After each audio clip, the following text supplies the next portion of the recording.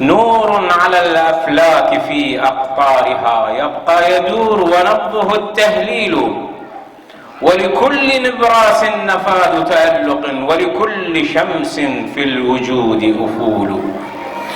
إلا سناك يا سيدي، إلا سناك فلا يغيب عن العلا، هو للعصور مرادف وخليل.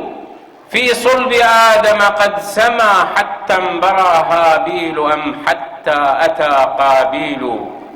وتقادمت حقب فضاء قدومها، والضوء ذات الصلب ذا القنديل، حتى استهل بصلب صهر محمد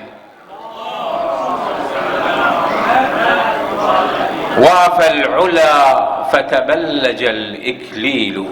والآن كلمة للأخ زيد صالح خماس باللغة الإنجليزية، فلنستقبله بالصلاة على محمد وآل محمد.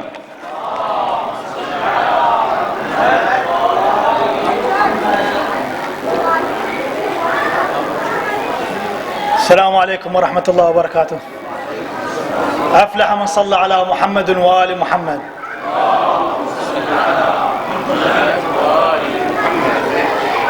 I didn't know about the fact that I was supposed to speak about the daughter of Imam al-Hussein, but I did my homework about Muslim ibn Aqil and the storyline of that. By the way, we are just starting we're at the beginning of Ashura, so we still have a lot of time to cover so much things.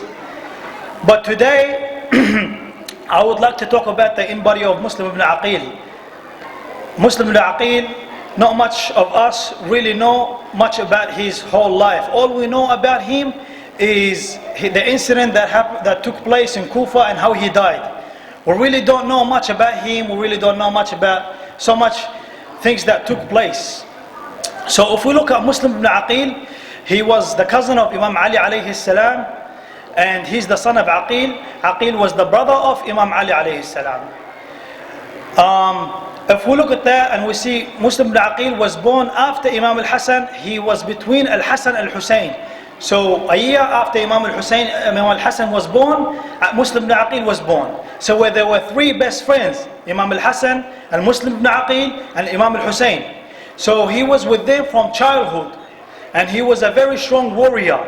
I remember one incident, one war that he went to was in a Turkish area, and he was a very strong warrior, and he was 17 years old, and Imam Ali, I believe, or the Prophet Muhammad sent him, and he was a very strong warrior. Even the people of that area, they asked, who is this young man?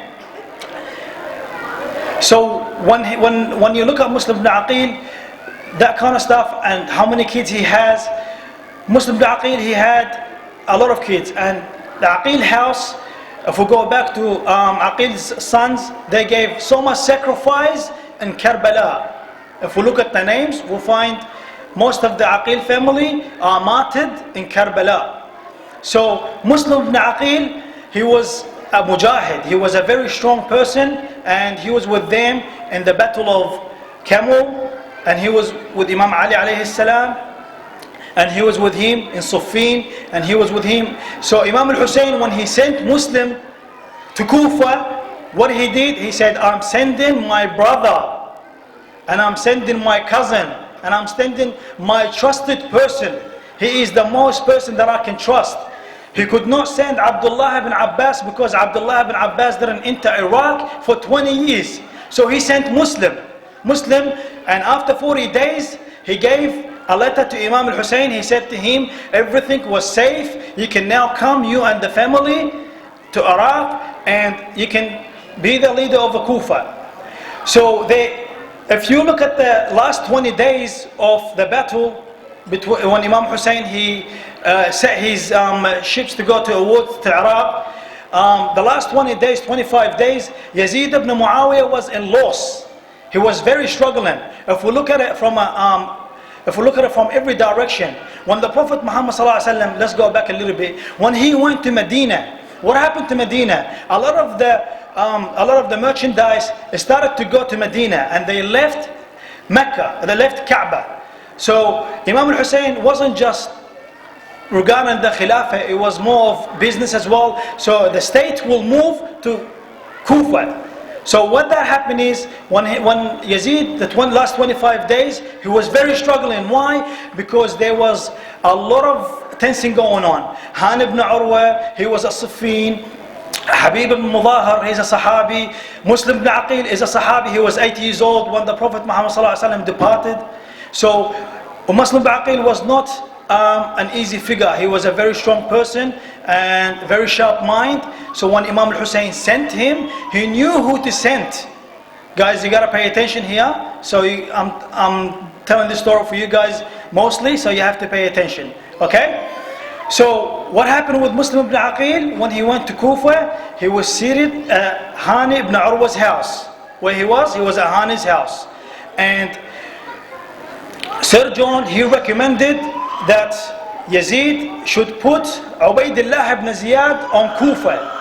Ubaydullah ibn Ziyad, he's a very brutal man, he's a very bad person. He said to him, he has to go to Kufa, and this man is for the job, and you have to take Nu'man out. And Nu'man, they didn't even pray behind him, so his character was disrespected.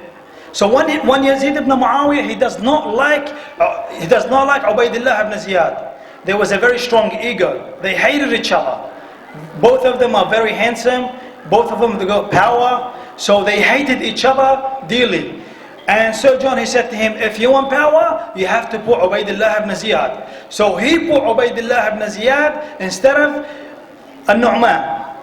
When he did that, Ubaydullah ibn Ziyad, he came, he dressed up, he tricked the people. This is what he did. He tricked the people. He dressed up like Imam al-Hussein, and he entered Kufa. And the people thought it was Imam Hussein because they wanted to kill anybody who was against Imam al-Hussein. So when Ubaydullah ibn Ziyad came to Kufa and he took Kufa, what happened? He had a square, in a big square, and he slaughtered 10,000 people. There's a lot of people don't know this truth. Ubaydullah ibn Ziyad, they did not just give him the allegiance. And a lot of people, they talk bad about Kufan people. Kufan people are not all bad. There's misunderstanding. There's Han ibn Urwa, there's Habib ibn Mudahar, there's Zuhair ibn al-Qayn, there's a lot of them. Maytham al-Tammar. Everybody was in Kufa, so that does not mean all Kufans are bad. And most of the Kufans, they were the followers of Imam Ali. And Imam Ali would not make a mistake and choose Kufa as his state. So what happened now is, Ubaydullah ibn Ziyad, he withdrew his sword and he killed all the followers of Imam Ali, of Imam al-Hussein, and he put the rest in jail. Like Al-Mukhtar al-Thaqafi and a lot of them, he put them in jail. So that way to get the power. When he got the power and he was in control, there are few hypocrites in Kufa. They became with Ubaydullah ibn Ziyad.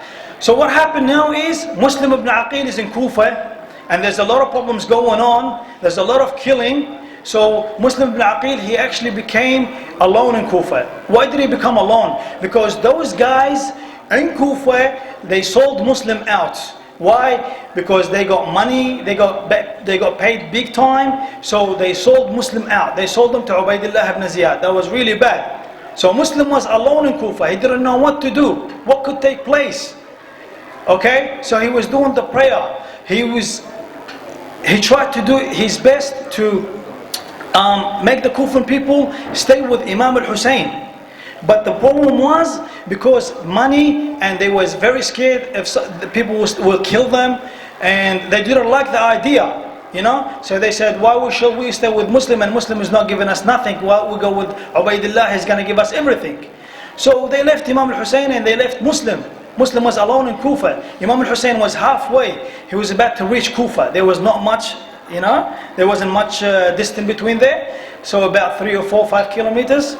Okay, and to reach Kufa. So when he reached Kufa, they told him, all the Kufans are against you now, the people of Iraq. So Muslim ibn Aqil was in Kufa, and then what happened to Muslim is, all that stuff happening in Iraq, and a lot of things like that happening, Muslim was alone because of the pressure. Okay, so when that pressure happened, they captured Muslim. But before they captured Muslim, when Muslim had an army, Ubaydullah ibn Ziyad, I can't continue because it's a long story, but I'll cut it short. I'm trying to fit everything in a small sentence. So Ubaydullah ibn Ziyad was where? He was in Hani's house. When he was in Hani's house, there was a man, he was sick. He said to him, when Ubaydullah ibn Ziyad, he comes in my house, you hide behind the door, and if he comes, and if I take my turban out, you kill him. Okay? So they said, okay, so Muslim ibn Aqil, he hide, and then what happened is, this man, Ubaydullah ibn Ziyad, he came and sat down, and this man, he was sick because Ubaydullah, he came to visit him. He said, when I take my turban out, you come out from the door, behind the door, and you kill him. So he did it once, and he put the turban, Muslim didn't come out. He did it again, Muslim didn't come out. And then Ubaydullah, he said, you hallucinating. It means, you sick and you need to calm down, I'm going to leave. When he left, this sick man, he said to Muslim, why didn't you come out and then kill him? He said to him, it's not in our act to do that. We are from the Ahlulbait. We don't trick people. We don't stab people in the back. It is not our act. If a man